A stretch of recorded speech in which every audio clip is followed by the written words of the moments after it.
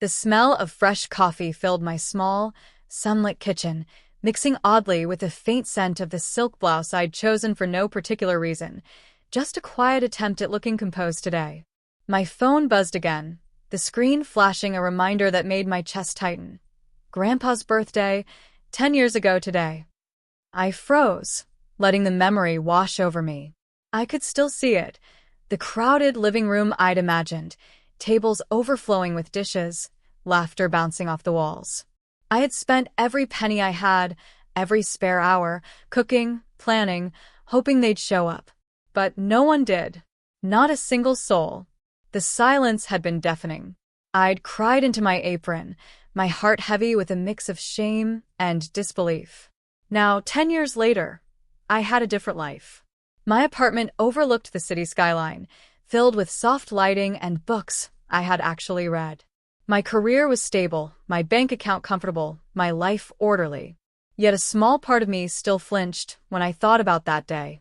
That sting had never fully left me, had shaped me into the careful, resilient woman I was now. I sipped my coffee and let out a quiet laugh. How ironic, I thought, that the very people who abandoned me had no idea what I had built from that pain. And today, of all days, I was reminded just how far I'd come and how some ghosts never quite let you rest. I remember that morning like it was yesterday. The sun had just begun to stretch across the sky, casting golden light through the lace curtains of Grandpa's old house. I was 17, and I had been saving every dollar for my weekend babysitting job for months. My hands shook as I carried the heavy grocery bags inside, each one stuffed with ingredients for the feast I had imagined: roast chicken, buttery mashed potatoes, herbed vegetables, homemade pies. I wanted it to be perfect. Grandpa deserved that, at least. I had spent hours chopping, stirring, and tasting, humming softly to myself to keep the nervous energy from overwhelming me. My bedroom mirror reflected a pale, determined girl, hair tied back, cheeks flushed from the kitchen heat. My mother had smiled briefly, not offering help but also not stopping me, and my dad was busy with work. I didn't mind. I thought I could handle it. I wanted to handle it. By noon, everything was ready. I set the table with care, folding napkins, polishing the silverware, arranging flowers I had picked myself. I even left a little note on the fridge. "Happy birthday, Grandpa. Can't wait to celebrate with everyone." Then I waited. The hours crawled by. I heard doors open and close outside, but no footsteps approached the kitchen. The phone never rang. By 3 o'clock, the empty house felt cavernous, my heart sinking into every quiet tick of the clock. I tried calling, but no one answered. I could feel the lump forming in my throat, my fingers gripping the edge of the counter until my knuckles turned white. The house that should have been filled with laughter and warmth was silent, except for the faint hiss of the oven. Grandma's words echoed in my mind, the ones she whispered whenever life disappointed me. "It's not about them, honey. It's about what you give yourself." I clutched the little pendant she had given me on my birthday that year, a tiny silver heart, and whispered back, "Then I'll give to myself. I have to." That afternoon, amidst the empty chairs and cold plates, I made a decision I would carry for years. I would stop waiting for approval, stop relying on others to recognize my worth. I would build my own path, even if it meant doing it alone. I didn't know then what the path would look like, only that I had to walk it. The very next week, I started small, cooking for neighbors, offering to cater tiny parties, anything that allowed me to channel my energy and skill into something tangible. My apartment kitchen became my laboratory, every pan and whisk a tool for transformation. I learned quickly that passion alone wasn't enough. I had to study recipes, understand flavors, track expenses, and market myself. The learning curve was brutal, but I loved it, and more importantly, I refused to quit. It was during one of these early catering gigs that I met Claire, a seasoned chef with a soft smile and an encyclopedic knowledge of desserts. She noticed my hands trembling as I plated mini quiches and whispered, "You have something rare. Don't let anyone or anything steal it from you." That sentence stayed with me. Under her mentorship, I learned discipline, strategy, and the subtle art of presentation that could turn a simple meal into an unforgettable experience. Claire became both my guide and my unwavering cheerleader, believing in me when my own confidence faltered. There were nights I cried over spilled sauces or burned bread, questioning whether I had the talent to survive in a world that valued pedigree over passion. But every small victory, my first satisfied client leaving a glowing review, the first $500 I made in a weekend event, the first time someone called me the best chef they'd ever met, was a tiny triumph that stitched me together stronger than before. I began to expand my reach. A small catering business turned into a boutique food service, then a blog featuring recipes, cooking tips, and lifestyle content. I kept my family in the dark, sharing only modest updates, never boasting.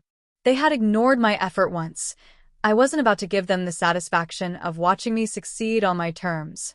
The quiet secrecy became a shield, allowing me to grow while preserving the fragile pride that had been so harshly tested years ago.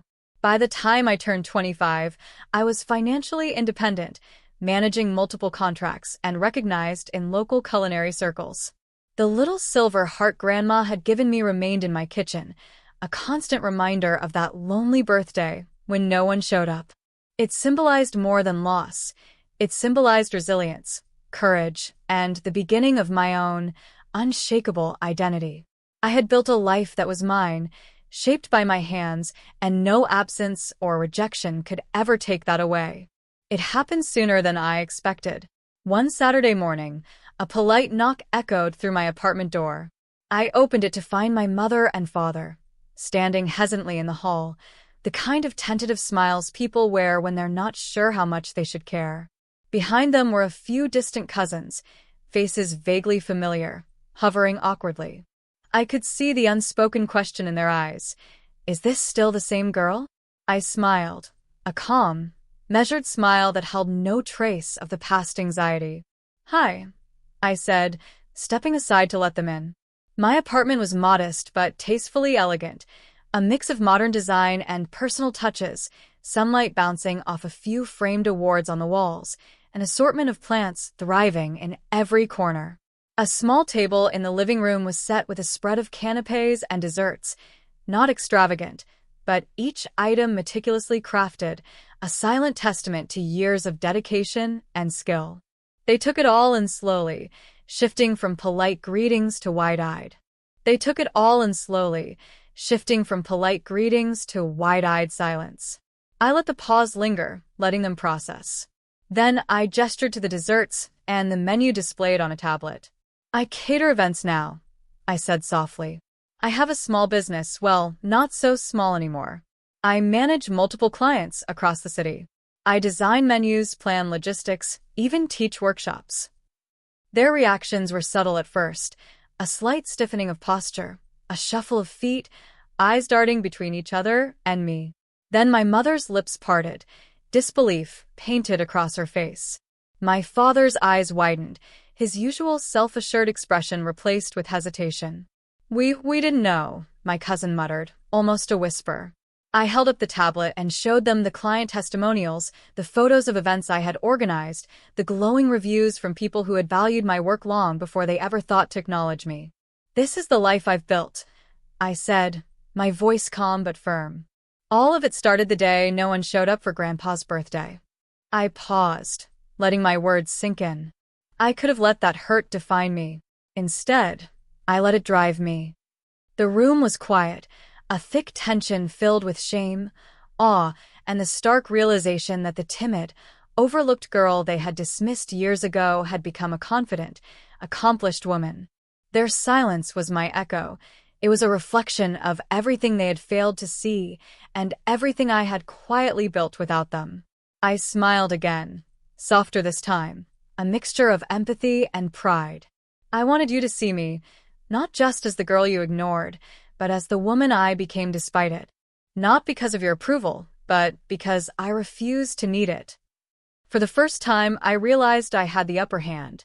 They had expected an apology, a timid explanation, or worse, a display of vulnerability they could manipulate. Instead, I stood tall, anchored by years of self-made confidence and accomplishment. I saw the surprise in their eyes, the guilt that hovered just beneath the surface, and I knew I didn't have to yell, beg, or justify.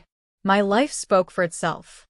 "I've built this," I said, gesturing to the space around me, "and I will continue to build it on my terms. If any of you want to be part of my life going forward, it's going to be different. Things will need to change." I let my gaze meet each of theirs, steady and unwavering. "First," I said, addressing my mother, "I need honesty. No more dismissing my efforts or making me feel invisible. You'll need to respect my boundaries and acknowledge my work, even if it challenges your expectations." She nodded slowly, the weight of her past indifference clear in her eyes. I turned to my father. "You'll need to stop living in the past, stop holding grudges, or letting pride get in the way of connection. If you want a relationship with me, it will be built on support and mutual respect, not control or judgment." To my cousins and the extended family who had ignored me, I added, "You'll pursue your own passions, not just rely on old habits or excuses. Show up for yourselves first before expecting anything from me." Finally, I smiled, softer now, with the warmth that had always been buried beneath layers of disappointment. "I care about all of you. I want to share my life, but only if it's in a way that honors growth, kindness, and accountability. I've spent too long bending to expectations that didn't include my happiness. That ends today." The room shifted. My parents' posture softened, their eyes glimmering with a mixture of shame and tentative hope. I had given them the chance to meet me on my terms, to step into my world with respect rather than entitlement. And while the power dynamic had changed, it wasn't about revenge. It was about clarity, boundaries, and the kind of love that only grows from accountability. For the first time, I felt a lightness, a sense of control that wasn't rooted in anger, but in self-respect. I had the power now not to punish, but to guide, to let growth and connection exist, but only in a space that I had earned and built for myself. Weeks passed after that confrontation, and I began to notice subtle changes. My mother sent me a text in the morning, asking for a recipe tip instead of a favor. My father called, not with demands or criticism, but to genuinely check in on my week. Even my cousins, tentative at first, showed up to help with a small community event I had organized, quietly contributing without overshadowing. It was not perfect, and it wasn't instant, but it was progress. I sat in my kitchen one evening, stirring a pot of sauce, and glanced at the little silver heart Grandma had given me. It still hung above my counter, catching the light just so. I traced its edges with my finger, remembering that lonely birthday, the empty chairs, the silence that had once crushed me. And yet, here I was, stirring a pot that symbolized so much more than food. It was resilience. It was growth. It was a reminder that the power to shape my life had always been in my hands.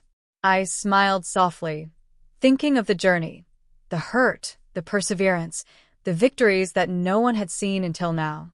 I had learned that validation from others was fleeting, but self-respect and determination were enduring. The family I once longed for acknowledgement from had begun to step into new patterns, but I knew that even if they didn't fully embrace change, I would remain grounded in my strength.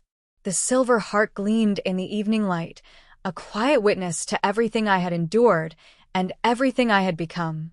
I lifted my cup of tea and whispered to myself, "I showed up for me, and that was enough." In that moment, I felt complete, strong, unshakable. And for the first time, I truly understood. My worth had never depended on anyone showing up because I had already shown up for myself.